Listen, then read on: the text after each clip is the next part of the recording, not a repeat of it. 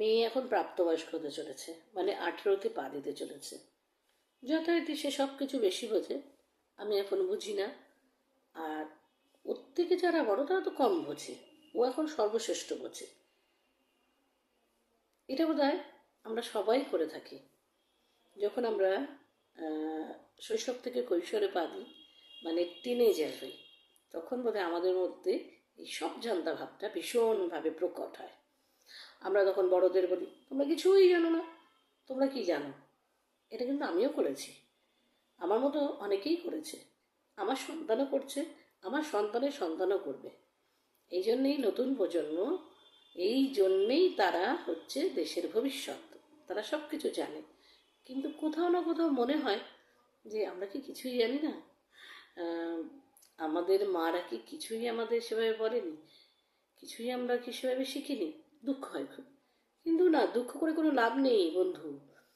এটাকেই মেনে নিতে হবে, এটাই বাস্তব। তুমি আমি সবাই করেছি, এবং ওরা যেটা করছে সত্যিই হয়তো হয়তো ওরা ঠিকই করছে, ওরা হয়তো বেশি জানে আমাদের থেকে। কারণ আমি দেখেছি বিশেষ বিশেষ ক্ষেত্রে সত্যি ওরা আমার থেকে বেশি জানে, বেশি বোঝে। এবং আমাদের সময়কার যা যা ছিল সেটা আমরা বেশি বুঝি, এবং ওদের সময়কার যা যা আছে ওরা সেটা বেশি বোঝে। এটা তো স্বাভাবিক ব্যাপার, এটাকে আমাদের মেনে নিতেই হবে। কিন্তু কথাগুলো শুনে না ভীষণ মন খারাপ হয় যখন বলি, তোমরা কি বেশি বোঝো, তোমরা কি জানো সব কিছু, তুমি কি এটা জানো, তুমি তো এটা জানো না, তুমি বোঝো না, দূর। বিশেষ করে মোবাইলের ব্যাপারে বলে, জানেন তো, ভীষণ তখন প্রেস্টিজে লাগে। সত্যি আমি মোবাইলে তো বিশেষ কিছু জানি না, ওর কাছ থেকে শিখি তো, তখন কিন্তু ভীষণ প্রেস্টিজে লাগে। চেষ্টা করছি শিখে একদম মুখে টাইট দেওয়ার, পারবো না বোধ হয়, কারণ ও তো বেশি বোঝে, বেশি জানে। কি আপনাদের সঙ্গে এরকম হয় নাকি? তবে কিন্তু ও আমার খুব ভালো বন্ধু। আমার মা আমার ভালো বন্ধু ছিল, কিন্তু পুরোপুরি হতে পেরেছিল না। কারণ আমাদের সময় কিছু না কিছু কথা আটকে যেত মাকে বলতে গেলে। কারণ তখন তো আমরা নরমে গরমে শাসনে বড় হচ্ছে, কিন্তু এই জেনারেশনকে তো আমরা সেভাবে বড় করতে পারছি না। কারণ বলতে গেলে 50 বার ভাবতে হচ্ছে, মারতে গেলে 50 বার ভাবতে হচ্ছে।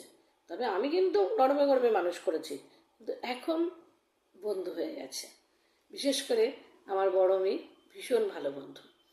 আর ছোটো মেয়ে, আমার মেয়ে, সেও বন্ধু, কিন্তু সে ভীষণ, তাকে বন্ধু করা ভীষণ চাপ।